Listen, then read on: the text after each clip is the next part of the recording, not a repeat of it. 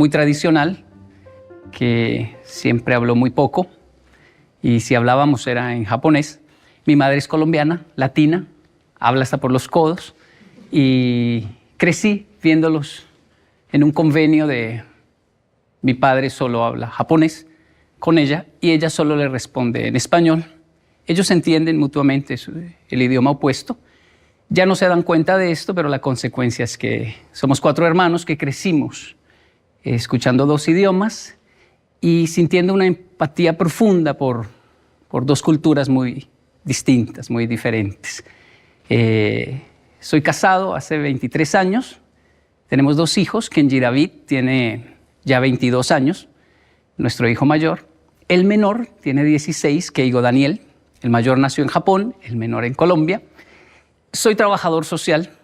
Me dedico hace muchísimos años a analizar patrones de comportamiento en nuestra sociedad para entender un poco el porqué de cosas muy positivas como la disciplina del japonés y sus éxitos, algunas muy negativas como el porqué del suicidio en un país como Japón, de cosas muy positivas como el porqué de tanta alegría y esa capacidad de improvisar del latinoamericano, el porqué de la violencia en Latinoamérica, y patrones de la pobreza que son difíciles de combatir.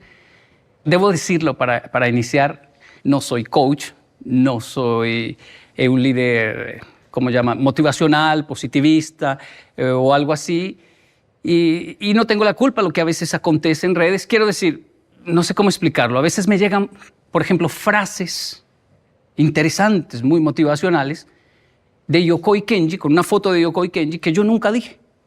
Y las veo y digo, wow, pero yo no. Pero pues son buenas, así que me las aprendo ya que son mías, ¿no? y porque se viralizan a veces. No soporto ver mis propios contenidos, mis propios videos. No sé por qué. Pasa mucho, ¿no? Uno no soporta escuchar su propia voz por ahí. Yo hablo así, ese es mi tono. Pero me he obligado a hacerlo porque me asustan algunos videos donde llegan con ciertos títulos, como 10 pasos para alcanzar el éxito según Yokoi Kenji. Y yo digo, wow, ¿cuáles son? No los conozco. O sea, ¿yo cuándo dije eso? Entonces me siento a ver y son retazos de varios videos, conceptos que crearon uno y crearon, y yo, ya lo entiendo, y se hizo viral. Me llegó uno peor que decía, ¿cómo ser rico según Yokoi Kenji? Ahí sí me senté con mi esposa, le dije, veamos este video a ver cómo somos. Lo peor es que lo digo yo.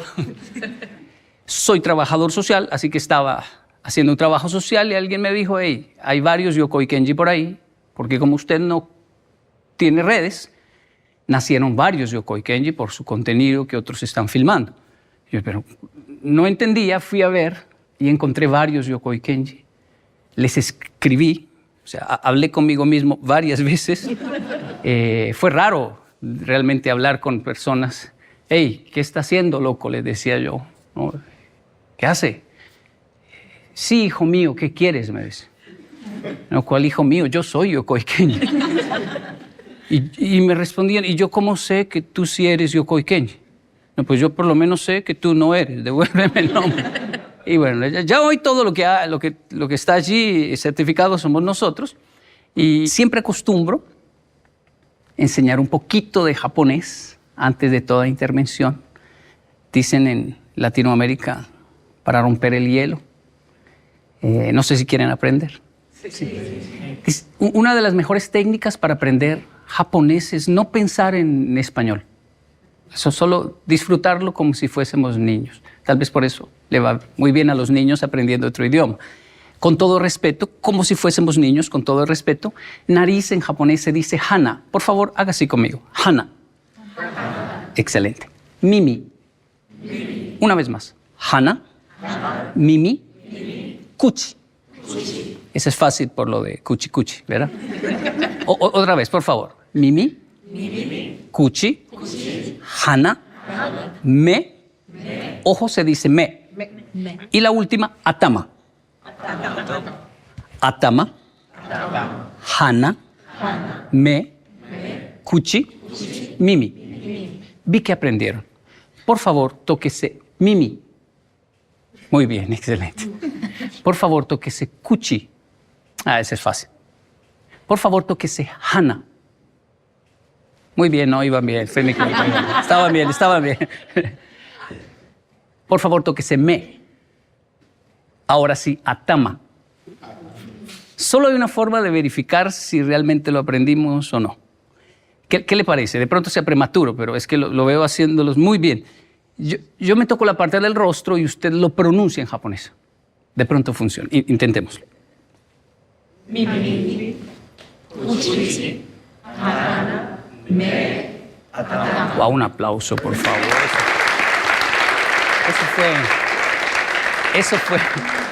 Eso fue muy rápido, muy bien. Hola, Yokoi. Mi nombre es Franz. Y me ha parecido muy interesante, por un lado, la mezcla cultural que tienes. Por un lado, la japonesa, por otro lado, la colombiana.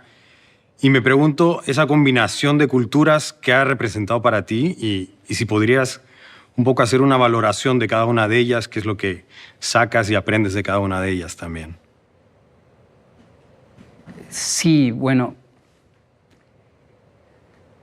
Al día de hoy ha representado para mí, para mi familia en general, un desafío muy grande de búsqueda de equilibrio entre especialmente dos cosas muy fundamentales de estas culturas tan diferentes. Una es la estridente disciplina del japonés, que le ha generado tantos éxitos,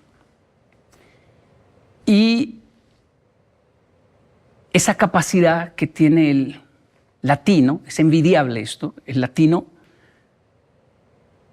tiene una capacidad enorme de funcionar muy bien en el caos. Es casi que adicto al caos, porque en el caos le va muy bien. En el caos se requiere improvisar, no tener miedo, pararse muy fuerte. Y como parece ser que desde la infancia estas comunidades, nuestra gente, digo yo, tuvo que enfrentar cosas muy complejas, una época muy violenta, incluso de los padres a los hijos, amenazas, no solamente de guerrillas o algo así, no, amenazas de si llegas tarde, te mato a golpes. Y el latino llegaba tarde. O sea, eso le dio una elasticidad al cerebro del latino, que él no lo sabe, pero cuando sale, cuando va a Japón o está en Europa, reacciona de una manera e improvisa que asombra realmente. ¿Cómo pueden ser tan buenos en el caos? La zona de confort del latino es el caos. Pero cuando no hay caos, el latino se estresa. Cuando hay que cumplir un método, cuando hay que llegar puntual, cuando solo hay que hacer caso. Cuando dice, hey, nadie te va a matar, no, solo tienes que hacer esto así. El latino comienza de pronto a picarle todo, a decir, pero ¿quién me va a amenazar para que yo haga las cosas bien? Como, esto, por supuesto, es inconsciente, ¿no? Pero es envidiable la capacidad que tiene el latino de no ahogarse en un vaso de agua, aunque tiene una tendencia a quejarse mucho cuando está en un mar. El japonés, por otro lado, tiene algo que yo envidio también mucho, que es su sentido de tribu. Los japoneses, lo resumo en una corta historia. Llego con mis hijos a Japón, veo dos niños jugando en la escalera eléctrica, dos japonesitos. Miro a mis hijos y les digo, miren lo que voy a hacer. Niños, pongan cuidado. Keigo y David, pongan cuidado. Y miro a los niños japoneses y les digo, abunai, abunai. Eso es peligroso. No pueden hacer eso. Y los niños japoneses automáticamente, así en la escalera, llegan al final de la escalera eléctrica. El menor está asustado y sale corriendo ante mi voz, pero el mayor sabe lo que tiene que hacer. Me mira, dice, sumimasen, perdón, y se va. Mis hijos quedaron asombrados. ¿Cómo es posible que le hagan caso, papá? ¿Los conoce? No los conozco. ¿Y por qué le hacen caso? Porque soy un adulto. ¿Cómo así? No entiendo. ¿Y por qué? Porque en Japón cualquier niño puede ser regañado por cualquier adulto porque son todos nuestros hijos. Es más, yo debo darles una bronca. ¿Cómo se dice aquí? Regañar, dar una bronca, ¿verdad? Porque o si no, soy un adulto irresponsable. Si veo a un niño haciendo algo indebido y no le llamo la atención, no estoy cumpliendo un sentido común de Japón. Así que los regaño ¿Y qué le dijo? Me pidió perdón y se fue. Y mis hijos dijeron, wow, ¿cómo es posible? Y yo estaba muy feliz que mis hijos, que crecieron en Latinoamérica, que son colombianos, aunque el mayor nació en Japón, pero son colombianos, vieran este ejemplo. Miren. Y yo dije, con esto aprenden una lección importante, y lo único que aprendieron fue a decirme, papá, mire eso, regañe eso, dale una bronca a eso también. Papá, mire eso lo que está haciendo. Papá.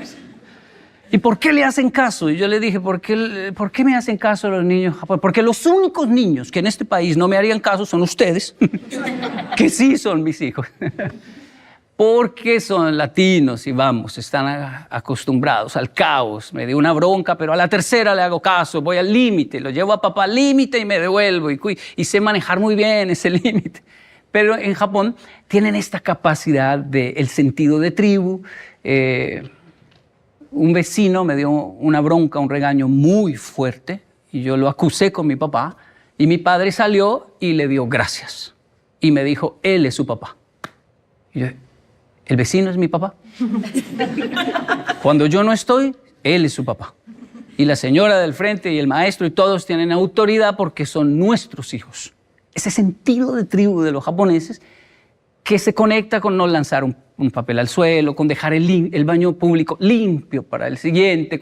Este sentido de tribu es envidiable.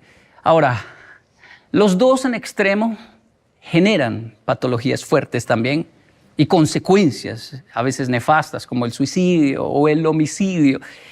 Y por eso la búsqueda del equilibrio es como mi conclusión, Frank, ante esas dos culturas. Hola, Yokoi. Soy Jesús. Te he escuchado en alguna charla hablar sobre los conceptos de Ikigai y Shimei. Y me gustaría que explicara su significado y nos diera algún ejemplo. Muchas gracias. Gracias, Jesús. Sí. Ikigai y Shimei.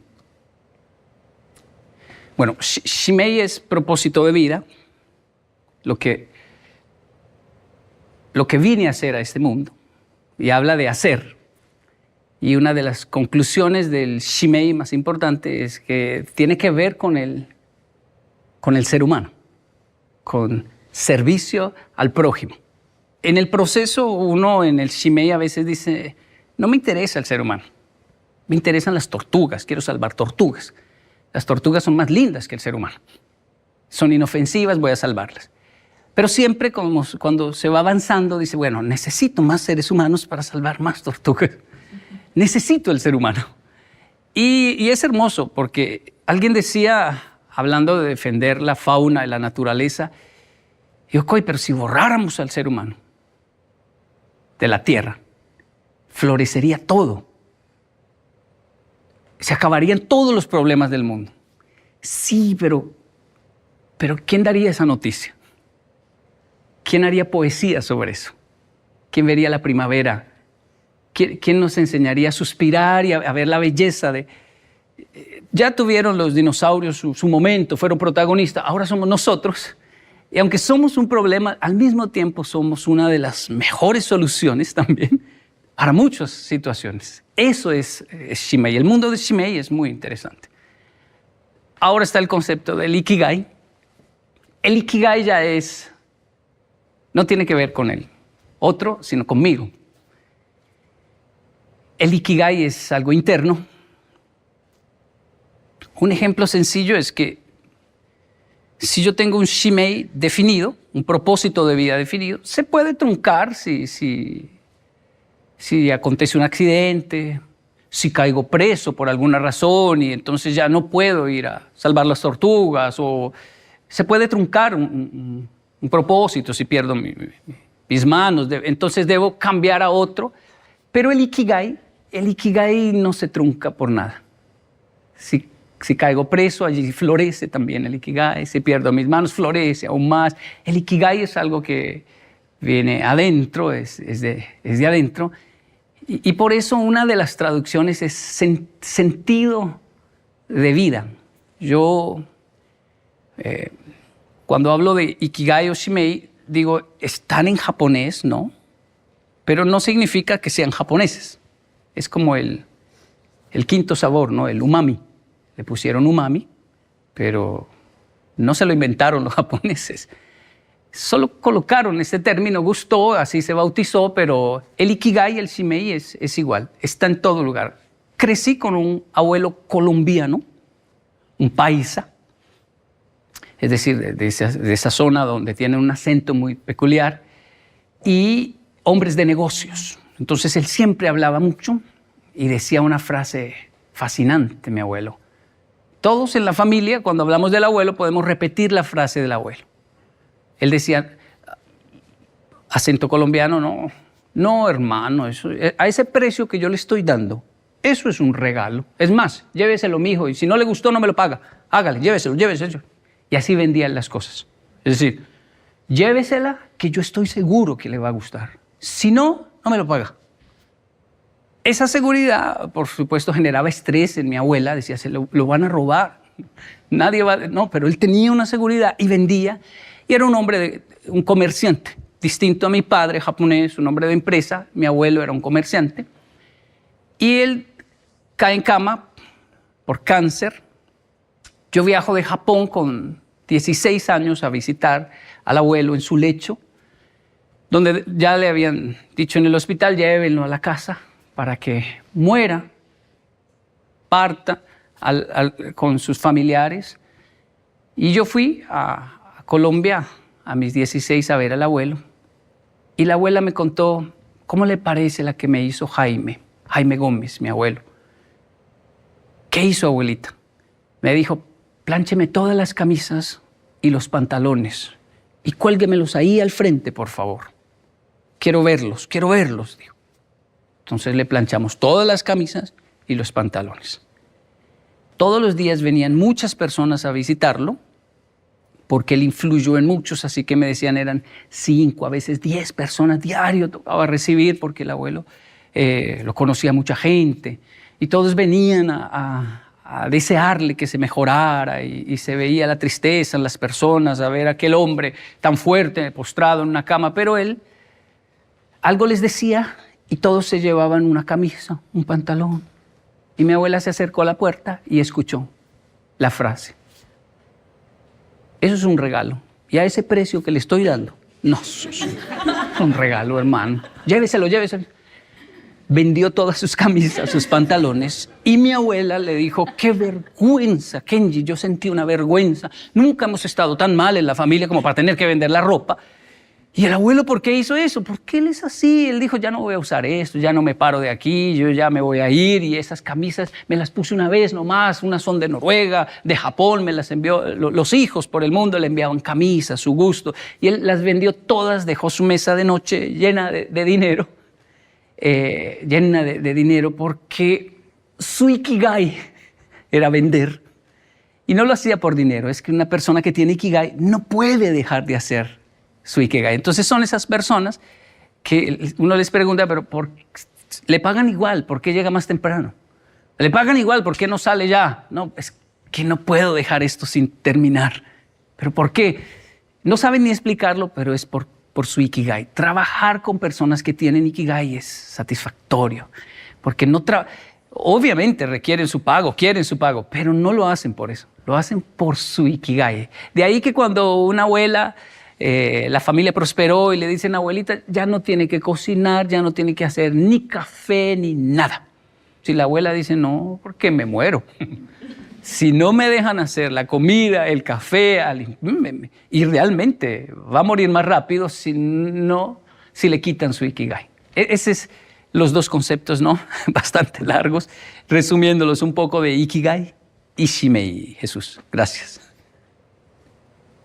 Hola Yokoi, soy Estefanía Gómez, como tu abuelo, y también soy de Latinoamérica. He notado que, como tú, me fascina el concepto de la felicidad y me gustaría saber si nos puedes dar un concepto de lo que es la felicidad y si tienes alguna historia conmovedora que quieras compartir.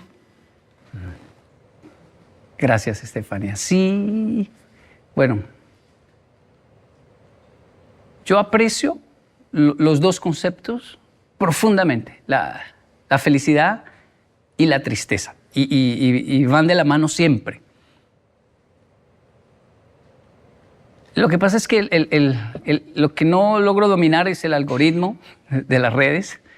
Entonces pareciera que siempre estuviera hablando de la felicidad, pero hay una belleza enorme en la tristeza, en aceptarla, en vivirla, en recepcionarla. Una niña, después de mucha terapia, de hablar mucho con su terapeuta, aprendió a que cuando tenía momentos de tristeza profunda, no salía. Porque antes lo que hacía era salir de fiesta, salir de rumba, buscar a alguien que la sacara de ese entorno. Y aprendió a que cuando estaba triste, incluso la llamaban y le decían, ¿vamos a salir? No, tengo visita. ¿Tiene visita? ¿De quién? No, una amiga. La amiga tristeza me visita. Y en terapia entendí que debo recibirla, atenderla. Así como atiendo la alegría y me voy de fiesta y hago cosas cuando estoy alegre, bueno, ahora estoy triste y tengo que sufrirla. Porque si la evado y me voy de fiesta y obligo mi cerebro a ser feliz y le doy solo dopamina, la tristeza cada vez va a llegar con más fuerza y va a ser muy peligroso. Así que lo mejor es recibirla y despacharla. Dicho esto, yo entré en una profunda tristeza en Japón porque soy latino, como notarán, mi nombre, mi fisionomía, pero yo soy latino. Creo que mi esposa es más japonesa que yo. Sí, es más pragmática. Yo soy muy latino, pero llegué a Japón con 10 años y pues era un niño que hablaba mucho. Que no reprimieron al expresar lo que sentía. Y llego a un país donde no entiendo y no me entienden.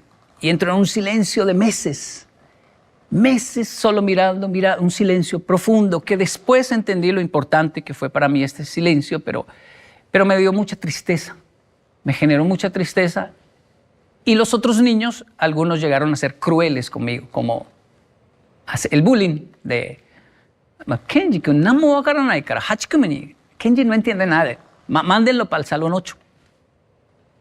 Yo era del salón 5, éramos del salón 5. Existía el salón 6, pero no el 7.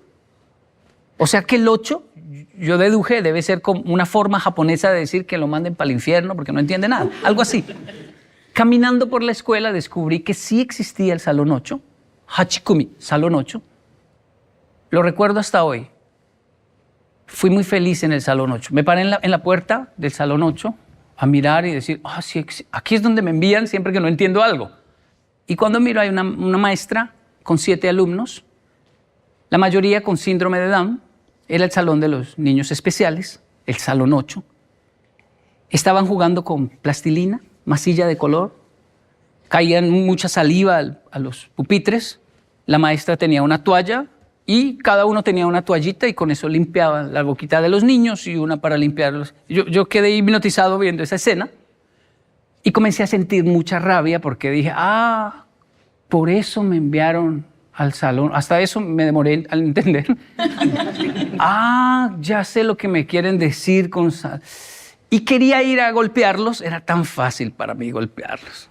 Lamento decir esto, pero para la falta de educación en nuestros países hace que no dialoguemos y seamos violentos. Así que era muy fácil para mí ir a golpear al niño, pero tenía una profunda debilidad por la plastilina. Y estaban jugando con plastilina. Y yo estaba en un país que no entendía nada y la maestra me habló por mi nombre. Kenji-kun, no, ¿qué hace ahí? Entre. Dijo una palabra que me enganchó. Tetsudate, ayúdeme.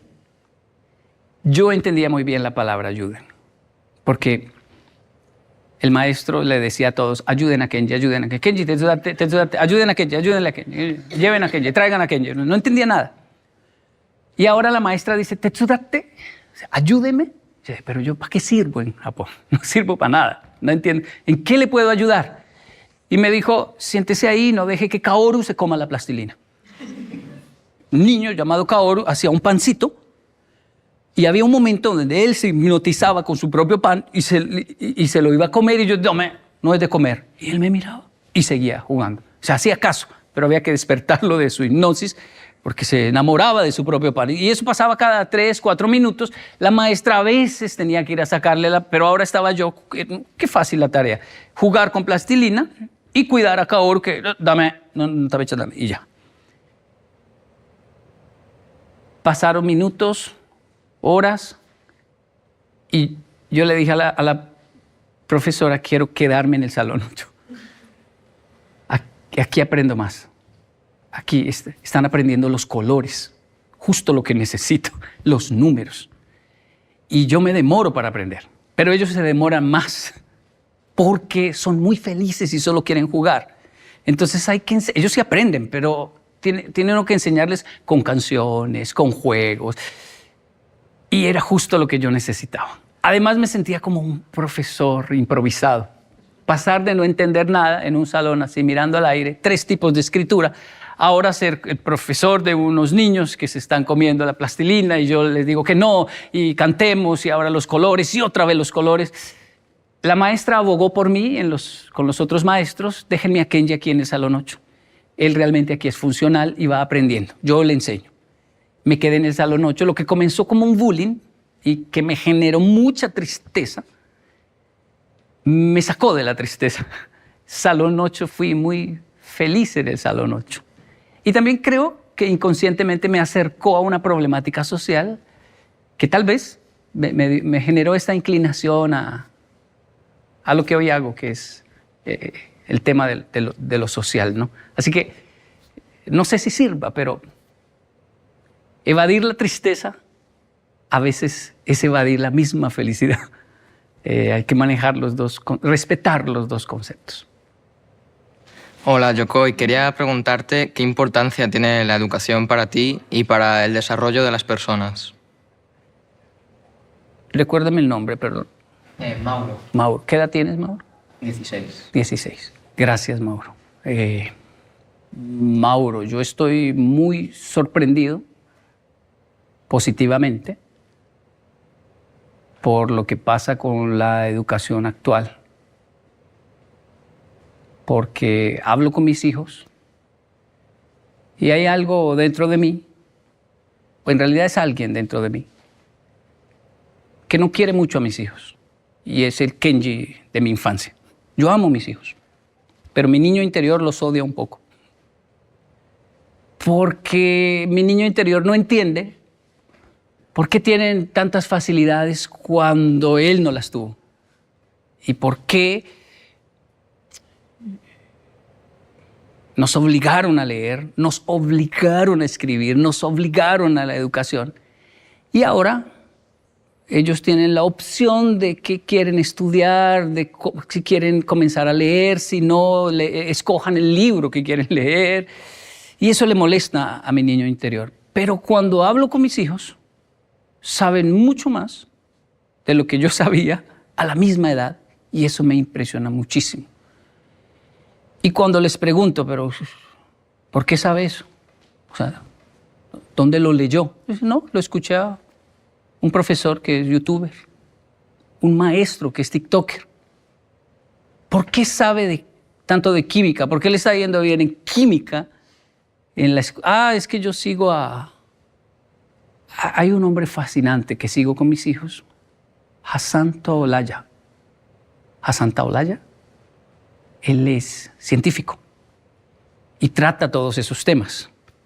Pero la forma en que los trata es, ¿y qué pasaría si Superman corre a esta velocidad e intenta detener un tren? Y entonces, claro, engancha a los jóvenes. Y mi hijo sabe de toda esta terminología. Eso repercute en buenas calificaciones y además en criterio propio. Porque ya puedo hablar con mis hijos de capitalismo, socialismo, feminismo, comunismo, cristianismo y todos los ismos. Y tienen su punto de vista, pero también tienen criterio propio gracias a las redes sociales. Así que es increíble lo que está pasando en la educación actual. yo llegué a Japón y no había que leer en español, todo en japonés. Entonces comencé a leerme los libros que habían en la casa, Stephen King. Me leí Isabel Allende. Si hubiese crecido en Colombia no los leo, pero era lo único que mamá tenía. Y me leí todos esos libros y cuando ya no habían, hay una latina que vive yo no sé a cuántas estaciones y tiene unos libros, llévele estos y intercámbielos, como si fueran tesoros, y viajar horas a intercambiar libros. Descubrimos una librería hispana en Ochanomizu, en Tokio. Hay que ir y pedir los libros y esperar 3 meses a que lleguen por correo. Y cuando llegaban, tasar la lectura, es decir, no leerlo todo porque se acaba y queda otra vez. O sea, imagínese eso. Voy a leer solo un capítulo en el tren, en unos días leo el otro y lo releo y le saco conclusiones que ni el autor se imagina por el hambre que yo tenía de lectura en Japón. Entonces, creo que son 2 escenarios increíbles que demuestran que el ser humano, con mucha hambre, crece, pero también cuando hay tantas opciones, ¿no? También es fascinante. Así que es una generación que me impresiona mucho y me gusta hacia dónde va la educación, me gusta mucho. Fue más fácil para mí, Mauro. Fue mucho más fácil para mí que para ti. Porque yo solo tenía una opción, solo una opción. Ser traductor y estudiar humanidades y no más. ¿Qué quiere hacer Kenji? Eso. ¿Y por qué? Siente una pasión profunda porque no hay sino eso. Es más difícil para Mauro. Cuando le muestran tantas, es muy difícil, el cerebro sufre. Y el adulto es muy cruel, dice, pero mire, yo solo tenía eso y lo hice, ¿cómo no va a poder con todo lo que le estamos dando? Pues eso es lo difícil. Es increíble, pero cuando uno está en una nevera, y si solo hay una salchicha y unos huevos, adivine qué vamos a comer. Y vamos a hacer un plato. Pero cuando la nevera está llena, el cerebro sufre tanto que incluso teniendo hambre, la ansiedad se la quita y dice, no sé, es que no sé qué comer porque está llena. Ustedes son de una época que tiene la nevera llena de opciones y por eso la tienen difícil. Mis hijos, Mauro, la tienen muy difícil y no piense que es anormal o es desagradecido por no saber ni qué estudiar. Es normal, es muy difícil esta época, pero bueno, es lo que hay. Tiene también su parte fascinante, como lo dije al principio. Hay maestros que nos marcan de por vida. Es una vocación maravillosa. Pero primero la maestra del Salón 8. Luego estaba el profesor de inglés.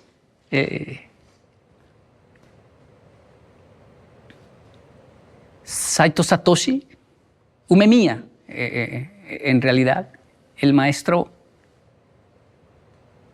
Bueno, era crítico estudiar inglés. Para el japonés es muy difícil estudiar inglés porque el japonés es como el español, es plano en la pronunciación. Arigato, sayonara. Pero el inglés no, que haga la lengua así. Banana, no, banana, banana. ¿Ah? Y el japonés entonces llevan un nativo, salón por salón, a que haga a todos mirar cómo hace la lengua, a dibujarla para poder... Pero el maestro de inglés japonés, que era para mí trágico verlo porque yo no hablaba japonés, solo hablaba español y ahora tenía que aprender inglés en japonés. Yo lo veía y decía, no, ahora viene la confusión de mi vida. Pero casualmente él era disruptivo, es decir, un profesor loco, porque se subía al pupitre, a la mesa, se subía ahí. O sea, un japonés no hace eso. Nunca. Él se subía y gritaba, Minasan, jinsei wa subarashi, la vida es maravillosa. Y saltaba y lo escribía en inglés. Y toda la clase era así, la vida es maravillosa. Y encontrárselo en los pasillos era terrible porque lo agarraba uno de Yokoi-kun, niño Yokoi, tsukamae tazo. Lo agarré. la vida es maravillosa. Y pues uno decía, qué maravilloso le ve a la vida cuando hay que aprender inglés en japonés y ya se me está olvidando el español, no entiendo japonés, menos voy a aprender inglés, estoy confundido. Mi vida es una tristeza y tengo que aguantar a este señor gritando que la vida es maravillosa. Yo me gradué a los 18 años, lo vi en la estación de Nakayama. Él me invitó a un café, es que parecía un latino. Coge Dominicos, vamos a tomar café. Y hablaba y seguía igual y yo lo miraba y yo me sentía ya, yo era ya traductor de una institución importante, yo me sentía como adulto, como serio, como... De hecho, cuando nos vimos, él gritó, ¡Yokoi, niño Yokoi, la vida es maravillosa! Y yo corrí ahí como a decirle, cállese, qué vergüenza, yo ya soy un adulto. A esa edad uno piensa, soy un adulto, no, soy un niño.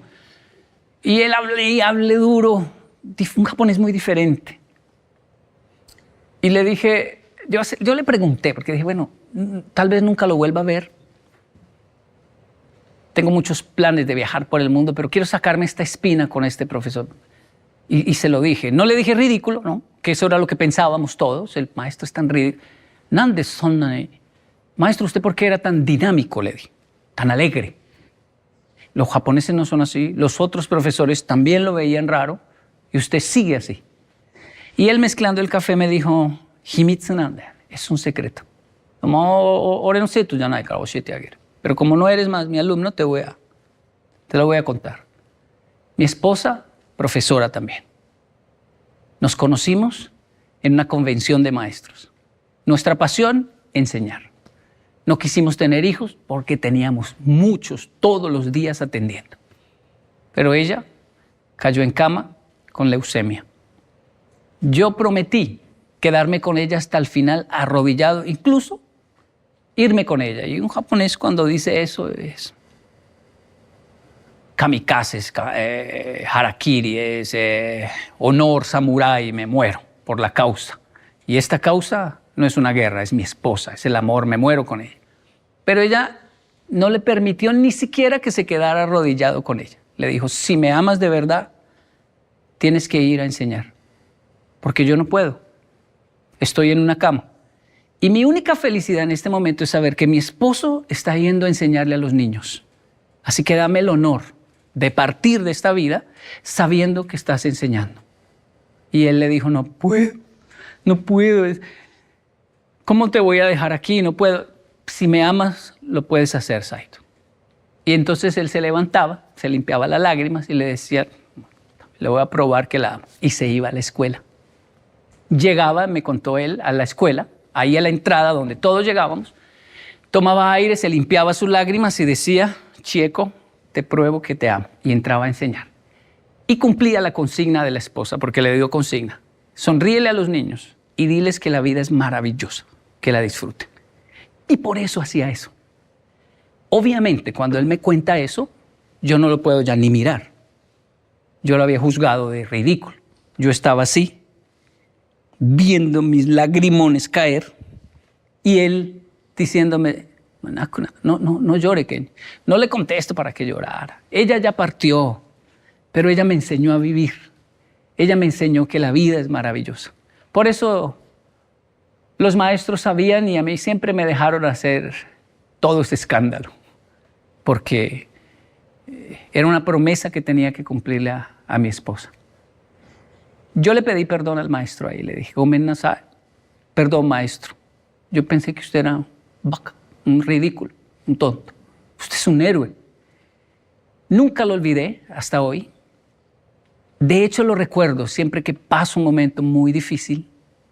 Me acuerdo del maestro y digo, vamos, la vida es maravillosa. Ahora es donde hay que probarlo. Por aquellos que no están, por aquellos que partieron. Tenemos siempre personas valiosas en nuestra vida por las cuales hay que levantar la cabeza y continuar. Gracias por recordarme.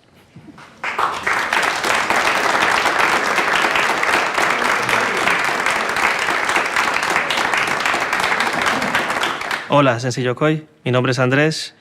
También, al igual que tú, soy colombiano. También Gómez, soy paisa. Y bueno, siempre ha sido un sueño para mí haberte visto cara a cara como lo estoy ahora en este momento.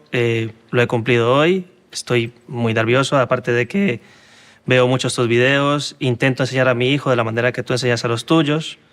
Y mi pregunta era sobre el tema de la resiliencia, de qué estrategias personales has tenido tú para afrontarlo y para entenderlo, y alguna historia tuya propia que nos puedas el día de hoy pues explicar, que te haya marcado la vida y cosas así.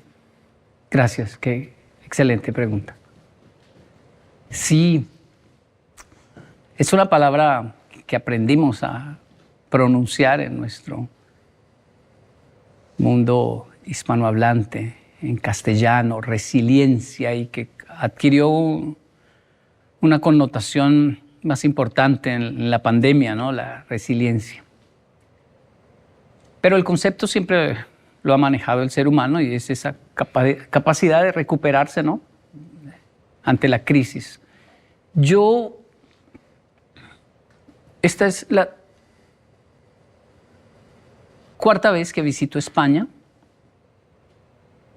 Puntualmente voy a Figueras. Tengo un proyecto allí porque allí está el Triángulo de Dalí. Y es por algo de resiliencia, es decir,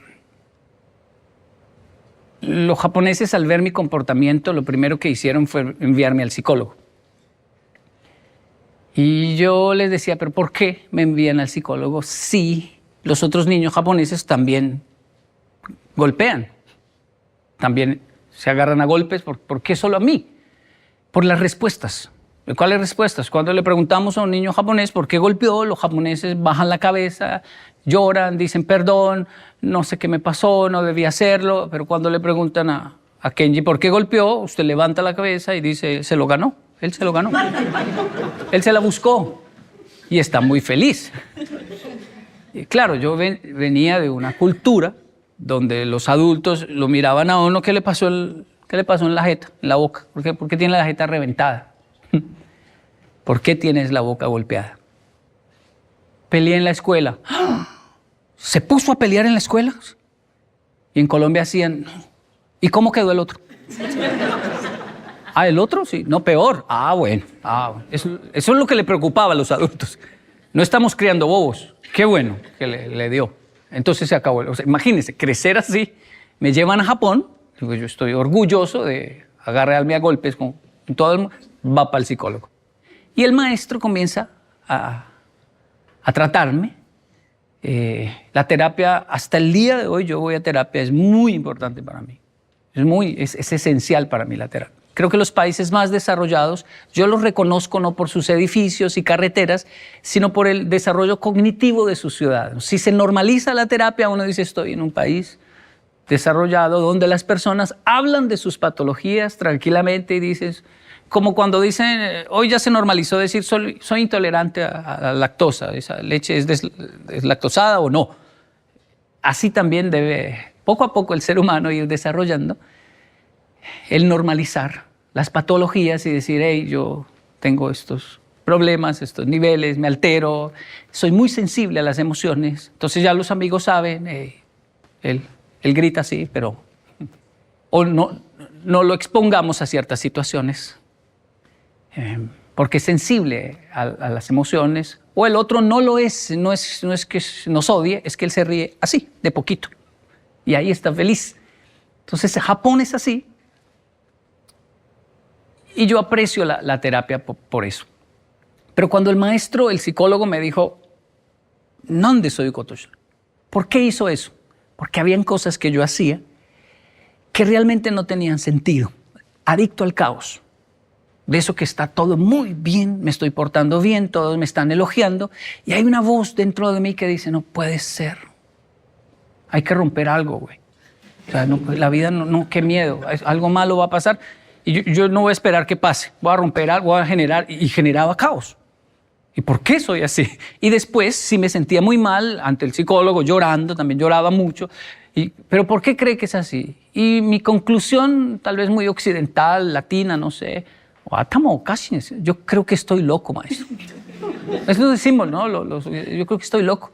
Y el maestro dijo, hay un loco que yo admiro mucho y respeto mucho y que ha logrado darle equilibrio a su locura y tiene un talento increíble. Y se llama Dalí. El psicólogo era el mismo maestro de manualidades, de artes manuales, y me presentó a Dalí y sus dibujos, y yo me obsesioné, porque era una locura. Elefantes con patas flacas y largas, cosas muy raras. Era como si alguien expresara todo el caos que había en mi cerebro y era una forma de ver a otro diciendo, hey, no estás tan loco. Y esto se puede pintar y esto se puede expresar. Y nunca olvidé a Dalí. Pasaron más cosas con Dalí. Y una vez una familiar de mi esposa me dijo, estoy viviendo en Figueras. Ah, sí, sí. ¿Y qué tal es Figueras? No, es bonito, vienen muchos, por ahí hay muchos japoneses. Sí, ¿y por qué? Vienen a ver, hay un pintor que no sé, tiene su casa ahí y la gente. ¿Y cómo se llama? No sé, Kenji, pero investigue, ay, es ese, tiene bigotes, es Dalí. Y entonces viajamos a conocer Dalí y hay fisuras, fracturas en el ser humano. El japonés cuando se le cae una taza de té, tiene una oportunidad de salvarla muy importante y es que le hace kintsugi. La pega otra vez y en las grietas las profundiza y le aplica oro.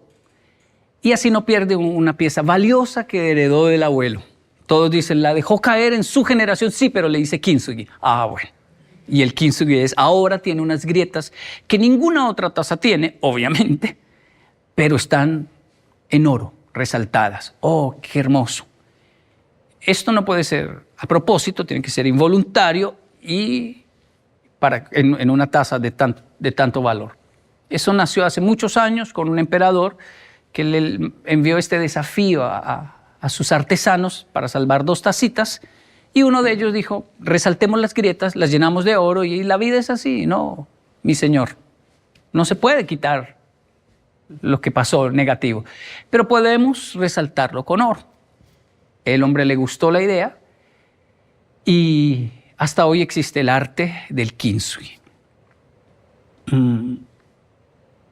Resiliencia para mí es eso, es no esconder las grietas, primero profundizarlas, es decir, buscar los pedazos y profundizar más en ellos para que no sanen en falso. Profundizar es hablar sobre esto, reflexionar, buscar personas que han vivido la misma experiencia. Terapia, eso es finalmente también la terapia. El terapeuta no es un mago, un místico. La gente va al terapeuta con una mala actitud, ¿no? Como, a ver, ¿usted qué ve en mí? No, pues él no sabe nada que va a ver. Es solo un estadista de patrones de comportamiento. Yo soy el que descubro con el terapeuta. Yo soy el que tomo nota y digo, ¿y por qué piensa que hago esto? ¿Y qué dice su estudio sobre? Y tomo nota y descubro, profundizo mis grietas. Luego las pego con el perdón, que ese es un proceso largo. El entender que el perdón me beneficia más a mí que a mis agresores. Pero debo perdonar para no vivir con toda esa gente dentro de mi ser, como vivía la poesía. María vivía con 6 esposos. Solo uno era real, María, pero 5 eran imaginarios. María vivía con 6 esposos. Uno real, 5 imaginarios. Uno en la nevera, otro en la lavadora, otro en la alacena, uno debajo de la cama. Eran todos los hombres que le habían hecho daño desde su infancia. Y ella vivía con ellos y le hablaban y le recordaban y le hacían llorar. Y el pobre real era el que pagaba las consecuencias de todos los otros 5. Nadie sabía que ella vivía con 5 maridos hasta que los perdonó. Y perdonarlos fue sacarlos de su casa, porque el perdón hace eso, libera. Y pudo entonces tener su vida con su esposo real. Porque si no se vive, si no se perdona, uno duerme con todas esas personas. Y obviamente esto aplica a hombres, mujeres, no tiene género el tema del perdón. Pero eso es resiliencia. Profundizar mis heridas, luego perdonar y finalmente aplicar oro, que es bueno, el servicio, el amor, la gracia, conceptos fascinantes, donde uno dice, como a mí me pasó, no voy a permitir que a otros le pasen, quiero hacer algo. Y es donde eso es aplicar oro ahora a la grieta. Primero profundizo mi herida, la sano con el perdón y ahora le doy un propósito, ¿no? Eso es oro, hacer algo con mi historia para que otros no tengan que vivir lo mismo o por lo menos se sientan acompañados. Hey, yo viví lo mismo y sé cómo es ese proceso. Una persona que hizo kintsugi, resiliencia de verdad, por ejemplo, no habla mal de su primer matrimonio. No tiene cómo hablar mal. Dice, sí, lo máximo que va a decir es, aprendí mucho.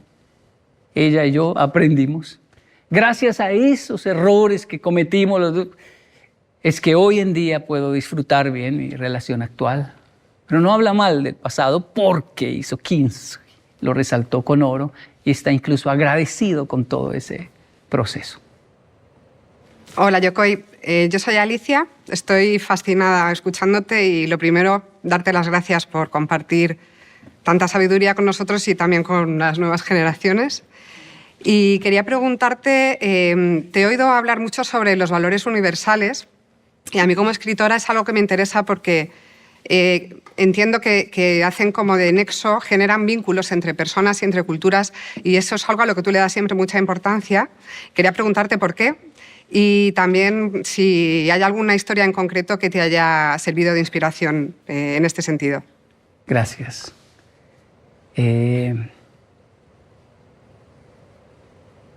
Es que son diferentes, ¿no? Los japoneses y los colombianos. Son muy diferentes. Su fisionomía. Los colombianos ven a los japoneses todos iguales. Todos son iguales. Y los japoneses ven a los colombianos y también dicen, todos tienen la nariz grande, todos son iguales. Todos tienen los ojos grandes. Al principio ese choque genera un choque cultural, le llaman. Y adversidad.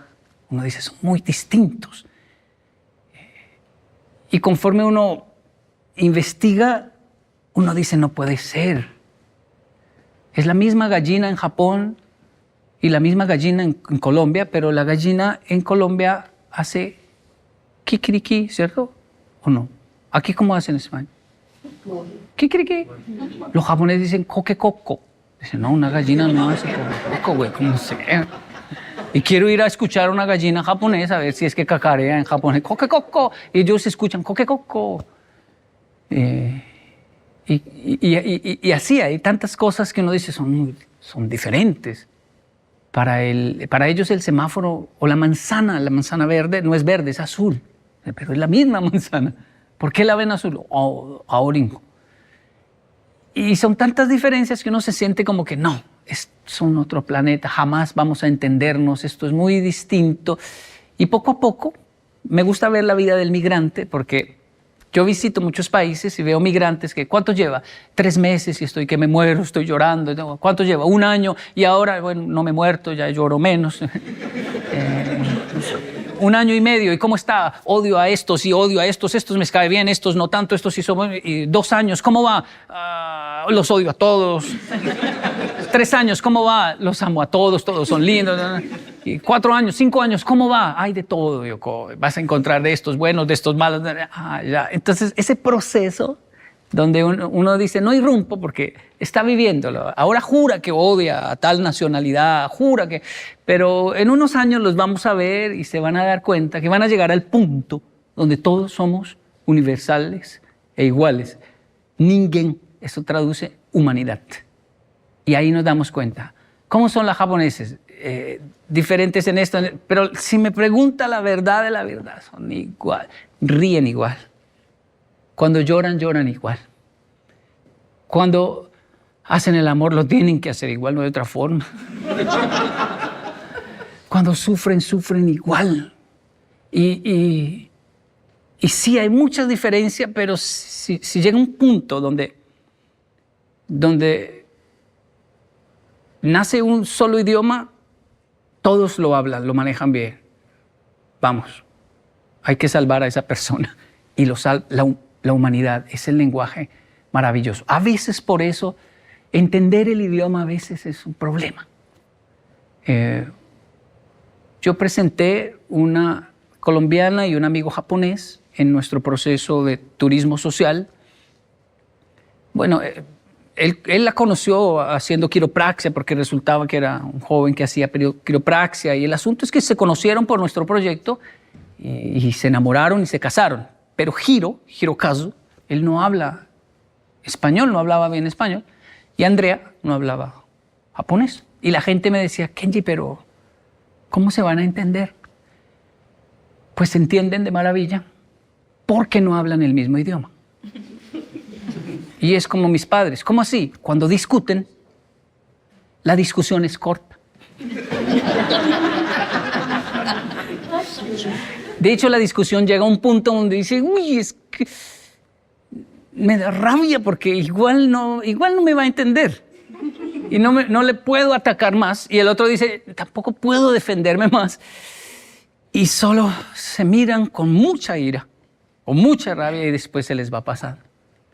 En una pareja que maneja el mismo idioma, la discusión puede durar hasta las 2, 3, 4 y 5 de la mañana. Y a esa hora mirarse, los dos hispanohablantes, y decir, ¿es que yo hablo en chino o qué? ¿Por qué no me entiendes? Incluso ya ni se acuerdan por qué pelean. Están cansados. Ni saben, porque el idioma a veces es un problema. Y es que hay un lenguaje universal que es mejor que nuestro propio idioma. Y es ese, la sonrisa, no sé cómo decirlo, pero tomarle la mano, vamos, yo lo llevo, vamos, yo le indico. Hay una película que me fascina, que se llama Un cuento chino. Es argentina. Es de un chino que llega a Argentina, y hay un argentino muy parco, muy mal carácter, mala leche, dicen, pero no lo puede negar, es un ser humano. Y la historia que pasa de ahí para allá es fascinante. Este tipo de realidades me fascina. Cuando se convive con tantas nacionalidades, uno comienza a descubrir que el que hace mala cara tal vez sea un dulce por dentro. Y el que sonríe mucho tal vez me robe. Que no sabemos nada de las personas, que simplemente lo mejor es confiar, porque hay otra película buenísima que se llama Crash, que habla de este tipo de situaciones donde el ser humano es malo en ciertas situaciones, atiende muy mal cuando está en su lugar de trabajo, se da el gusto de no saludar, de no sonreír, pero de repente hay un incendio y va y es el que salva a todo el mundo al punto de exponer su vida, y uno queda como este hombre tan mala leche fue el que salvó a todos esos. Porque es que no sabemos, ¿no? No sabemos nada de nada. Por eso no es bueno juzgar, porque alguien que me saluda y es muy lindo, de pronto no me salve nunca. Y el otro, mi vecino que ni saluda, tal vez él me termine salvando. Esos, no sé si llamarle principios, valores, pero esa humanidad es el lenguaje por excelencia que yo pienso vamos a comenzar a manejar todos en el mundo. Estamos buscando unificar qué monedas, qué quitar visas, fronteras, pero no es tan relevante como unificar nuestros principios universales y decir, y él maneja el mismo lenguaje que yo, el lenguaje de la humanidad. Hola, soy Edisa Gómez. Un placer conocerte y me gustaría preguntarte sobre el bienestar emocional, porque creo que es algo que nos preocupa a todos. ¿Y cuáles serían tus prácticas para poder mantener una buena salud mental? Bueno, ya lo dije muchas veces y no me canso, gracias por la pregunta, porque no me canso de decir, voy a terapia. La terapia y terapia es no solo sentarse frente a una persona, ya uno comienza a identificar los momentos terapéuticos. Digo, estoy recibiendo terapia en este momento. mi cerebro quiere huir de aquí, pero en realidad quiere huir porque él vive en la zona de confort y yo necesito estar aquí. Lo identifico y digo, sigo aquí con estas personas que me están haciendo sufrir, pero en realidad es porque es terapia. Están dando el equilibrio a mi locura y lo necesito. Entonces, la terapia, nunca imaginé que un terapeuta tan importante para mí fuera mi mascota, mi perro. Ya lo habían dicho, ¿no? En los escritos, la naturaleza, ya lo habían dicho, es nuestro contacto con la naturaleza. Y por eso los entrenan y son algunos de servicio, ¿no? El mío es de apoyo emocional y realmente lo es, porque me centra muchísimo. Mis hijos ya están grandes, se cuidan solos y ellos ahora me cuidan. Pero tengo como un niño ahí que me dice, hey, cálmate porque debemos ir a hacer chichi, a hacer popó, porque me debes sacar, Y es increíble lo terapéutico que es este contacto. Hace poco leí de una cárcel que le permitió a los presos el privilegio, por buen comportamiento, de tener un gato. Y conforme mejoraban su comportamiento, les daban premios para sus gatos, como juguetes, mejor comida, camas. Y ellos en esta cárcel comenzaron a comportarse de maravilla, porque ellos sentían, yo soy un animal, un monstruo fuerte, que no merezco que me den nada y puedo solo. Pero este gato es inofensivo, él no merece. Y por él soy tan fuerte como para portarme bien, porque mi gato quiere un ratón de peluche y se lo voy a lograr, dijo él. Y lo lograron. O sea, es decir, mejoraron el comportamiento de personas con muchos conflictos por unos gatos que les permitieron entrar a la cárcel. Y bueno, ya ahora hay historias y testimonios y creo que hacia allá va la humanidad. Ya no lo habían dicho, ¿no? El desarrollo de una sociedad se va a notar en el comportamiento de ellos hacia sus animales, ¿no? Parece una locura porque también hay algo de hey, pero son perros, los tratan como niños, como humanos. Está también el extremo, ¿no? Porque no hay que idolatrar tampoco las mascotas al punto de que las hacen sufrir por idolatrarlas. Es decir, abusamos ahora en otro sentido de estos animalitos, de la naturaleza, ¿no? Así que esas son algunas de mis prácticas. E ir a Japón, porque últimamente ando muy reconocido en países hispanohablantes. Entonces no hay país de Sudamérica que yo vaya y no me digan yokoi. Y eso deshumaniza bastante, me genera crisis y entonces me escapo a Japón. Y en Japón soy uno más de 120 millones de japoneses. Todos nos parecemos, no sé cuál soy yo. No, me entiendo. Hola, Yokoi, soy Nora. Encantada de saludarte. Me está encantando conocer tu filosofía de vida y el optimismo que nos trasladas, ¿no? En ese sentido, me gustaría saber cómo consigues lograr ese optimismo incluso en situaciones complicadas y qué nos podrías decir a nosotros para al menos intentarlo. Y aprovechando que estoy preguntando también si nos puedes poner algún ejemplo que ilustre, aunque nos has contado ya muchos y que ilustran optimismo también y resiliencia, etcétera. En este caso, que te centres en el optimismo, ¿no? Gracias, Nora. No, me gustaría decir que tengo algunas técnicas o que es un método o algo así, pero creo que nací así en el sentido de que es un problema, de hecho, ser tan optimista, pero mi esposa le da bastante equilibrio porque ella es mucho más realista. Entonces yo confío en para mí todo el mundo es lindo, maravilloso, Y no puede ser que nos esté mintiendo y mi esposa, pero primero, espere, cálmese. Soy muy sensible, entonces es algo bueno, pero también algo peligroso. ¿Por qué discutiendo con mi esposa siento un abandono y una traición terrible solo por un gesto o una palabra?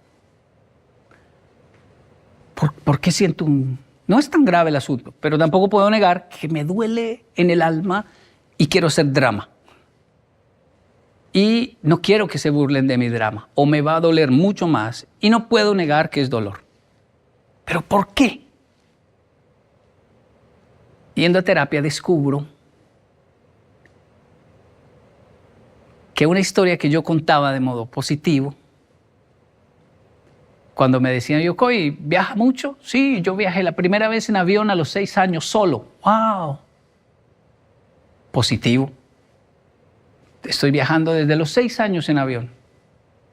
Pero cuando el terapeuta me preguntó, ¿y qué pasó? ¿Y qué pasó? ¿Y cómo fue? Me enviaron de Panamá a Bogotá. ¿Y qué pasó? Llegaba a las 7. Y la familia pensó que era a las 7 de la noche y llegué a las 7 de la mañana.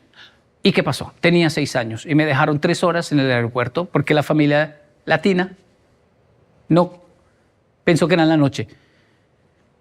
3 horas, Yokoi. ¿Y qué pasó? Me quedé mirando los aviones. La auxiliar de vuelo, la azafata, dijo, ya me tengo que ir, tómese este jugo y un pan. Me dejó ahí mirando los aviones. Ahorita deben venir por usted. Llegan los pilotos de la aerolínea. Están fumando porque se podía fumar en esa época en cualquier lugar. Uno de ellos tuvo la grandiosa idea de pararse a mi lado, sacar un cigarrillo.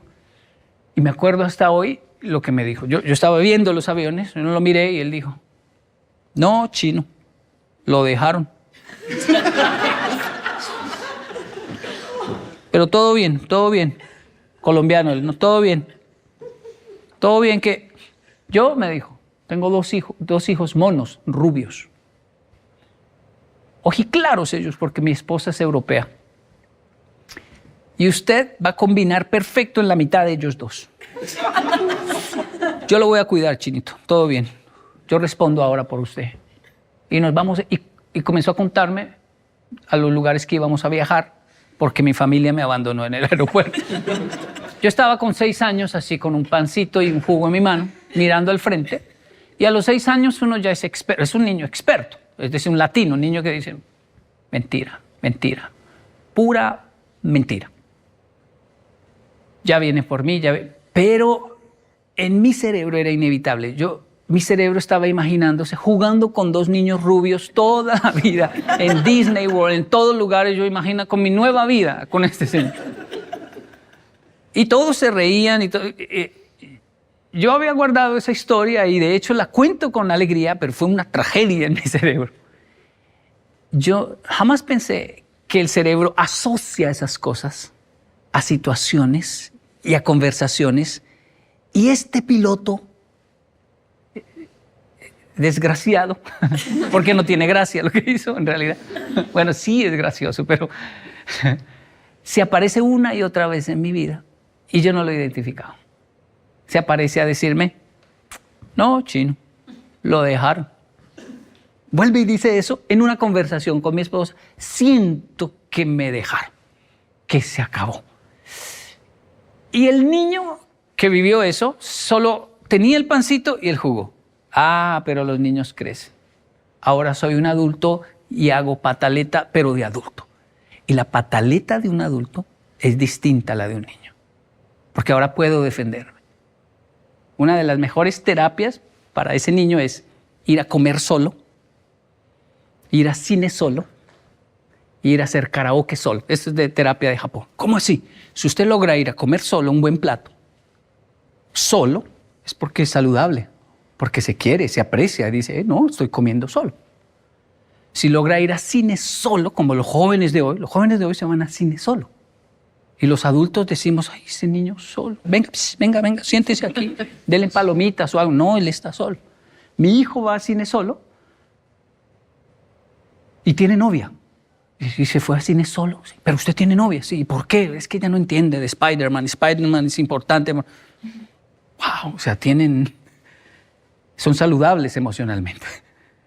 No quiero responder preguntas, no puedo perderme nada. Ir a comer solo, ir a cine solo, ir a hacer karaoke solo. Un karaoke, cantar para mí, sin grabar, sin un en vivo, no, es para mí. Me costó tanto estas 3 terapias. De hecho, cuando fui a comer solo para mí, un buen plato, mi niño interior salió. ¿Qué pasó? ¿Qué pasó? ¿A quién hay que matar? Porque cuando usted come solo es porque está muy mal. No. De hecho, estoy bien.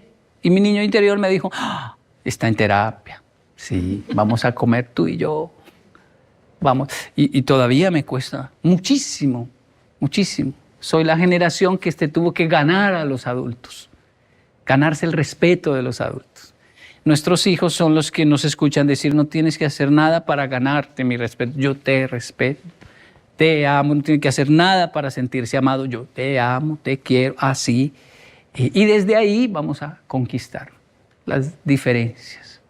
Así, más o menos así, terapias que hago. No siempre lo logro, a veces pierdo los estribos, pero por lo menos ya sé de qué sufro.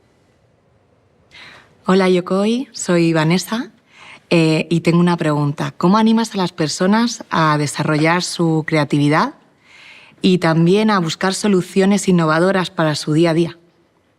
Gracias. Qué linda pregunta. Creo que siempre me veo, ante ese tema, me veo hablando de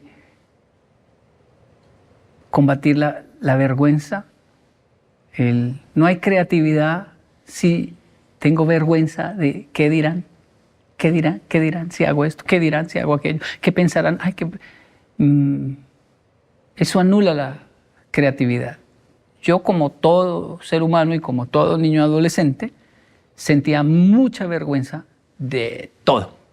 Y eso hacía, me lo explicaron a muy temprana edad, que fuera más torpe. O sea, tenía tanto miedo de hacer ruido aquí que hacía ruido. Tenía tanto miedo de dejar caer algo que se caía. De caerme frente a otros que me caía. Y un día me cansé de eso y dije, tengo que lograr, y más en Japón, que es silencioso, todos están así en el tren mirando. O sea, se resalta el comportamiento en un país de tanto silencio. Y yo me estresé tanto que hice una terapia que no olvido nunca. No sé ni por qué la hice, si lo leí, si alguien me dijo, pero yo dije, la próxima vez que me caiga en público, no me voy a levantar. Voy a rodar, a revolcarme mi vergüenza, pensé muy en español, ¿no? A revolcar, a ver si es que me muero de eso o qué. Pero no aguanto más. O sea, qué pena.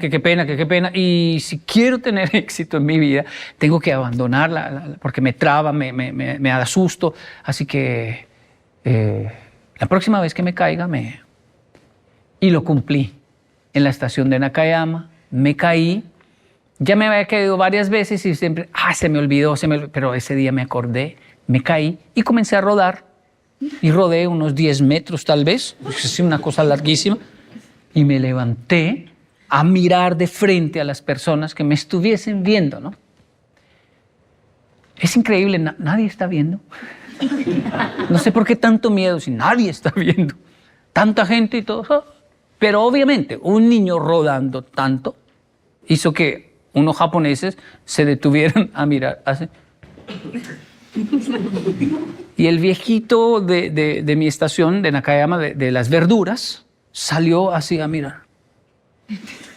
Y yo me levanté, miré, dije, estoy bien, te ayudes. Y el viejito hizo así. Hasta hoy me acuerdo. Y otro que me estaba viendo aplaudió y todos como 3 personas me aplaudieron y me fui. Hoy recibo bastantes aplausos, pero ese fue el primero. El que arranqué a las malas de combatir mi vergüenza, que ni siquiera, es como un monstruo que ni siquiera existe. Es decir, primero tengo que vencerlo para que nazca la creatividad. Porque es, de hecho, ir donde Dalí es interesante porque uno dice, wow, hace unos dibujos que uno dice, ah, no, este hombre fue un pintor increíble.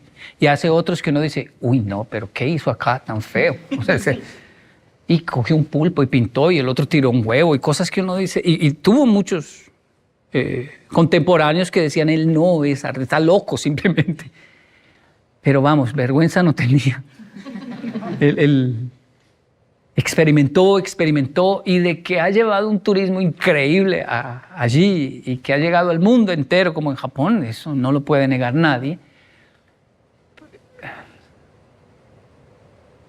Pero hay que vencer la vergüenza, el miedo al que dirán. Y es increíble cómo eso se puede llevar hasta la tumba. Nos entierran con ese monstruo si no lo vencemos. Hola Yokoi, me llamo Pablo. Tuve la gran suerte de poder vivir un semestre en Bogotá, entonces he podido conocer un poco la cultura colombiana y quería preguntarte sobre, para ti, ¿qué es el éxito? ¿Qué herramientas podrías darnos en base a alguna experiencia que hayas tenido? Muchas gracias. Gracias. Bueno, esto es el éxito, es decir, poder desnudarse frente a los demás y decir, son mis vergüenzas, pero son mías. Esto es lo que hay. Yo, usando otro ejemplo, creo que al inicio fracasé con mi esposa porque no fui así, no me desnudé frente a ella. Quise ser muy elegante, quise ser muy serio, fuerte, muy seguro, quise conquistarla con mucho filtro de mi época, que era la cara, la actitud. Y después uno se va quitando la ropa poco a poco y entonces hay una cierta decepción del otro lado. No pensé que fuera así, no pensé. Y siempre dije, claro, no nos enseñaron eso del éxito, de poder emprender, ir hacia el éxito así, desnudándose. Yo debí mirar a mi esposa y quitarme todo y de quedar desnudo frente a ella y decirle, mire, esto es lo que hay. Y con lo que hay vamos a hacer algo. Ahora, tenga en cuenta que está haciendo frío en Madrid, ¿no? Eso no se queda así. Eso no se queda así. Hubiese sido un poco vergonzoso, pero desde ahí, desde ese punto, ¿no? Desde lo que hay, voy conquistando. Pero cuando pasa lo contrario, que lo venden mucho hoy en día, el éxito se conquista. Primero publique fotos con carros, diga que tiene, aumente las cifras, hágase el que sí, aunque no. Y uno dice, no sé, también le llaman humo, mucho humo. Y en algún momento se va a ver la realidad y lo mejor es comenzar de abajo, sin perder obviamente la dignidad, pero comenzar desde donde estamos, decir esto es lo que hay y con lo que hay que lograrlo. En una época donde hay tantas herramientas para el éxito, donde se habla tanto del éxito, se está perdiendo la autenticidad, ¿no? Lo orgánico, el decir, bueno, pero esto es lo que hay, esta es mi realidad, esta es la verdad y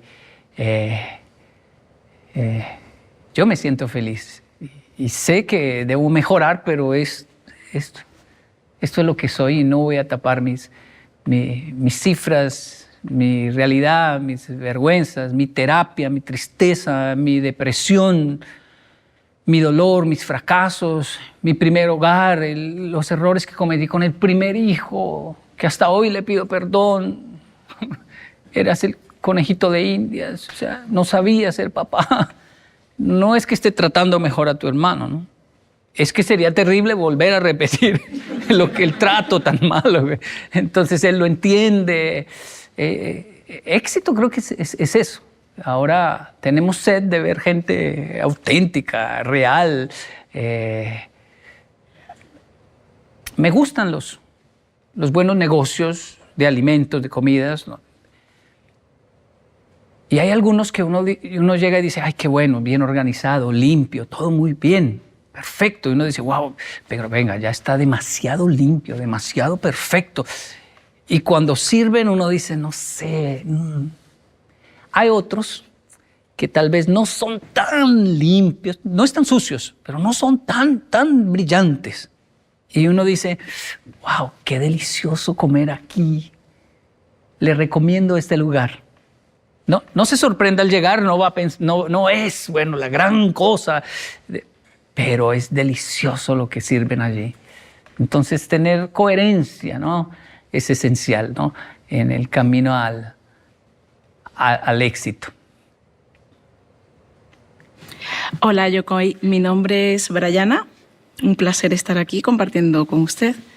Mi pregunta es, con toda probabilidad le queden muchísimos años más de experiencia, aprendizaje y lecciones, pero la pregunta es, hasta el día de hoy, el momento presente, ¿cuál es la lección más importante? O de otra manera, ¿cuáles son los aprendizajes más importantes que ha tenido en su vida? Gracias. Hasta este momento, la gracia. Está el perdón, que es maravilloso. Pero luego está la gracia. La gracia es darle al que no merece.